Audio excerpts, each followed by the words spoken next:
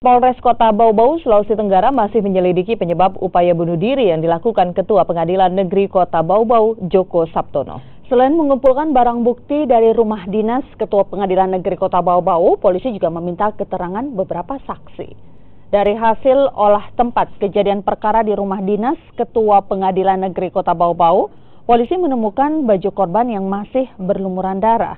Polisi masih menyelidiki penyebab upaya bunuh diri yang dilakukan Ketua Pengadilan Negeri Kota Bau-Bau, Joko Sabtono.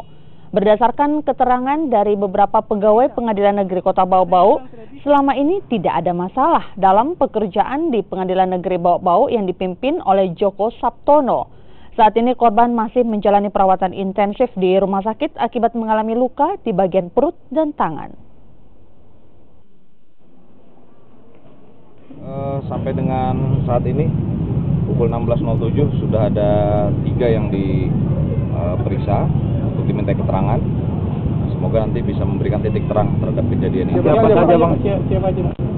Yang pertama itu adalah ada dari orang yang mungkin melihat pertama, kemudian 2 anggota yang pertama kali datang yang menolong korban. Itu nanti kita akan lihat apakah ada kesesuaian dari keterangan-keterangan.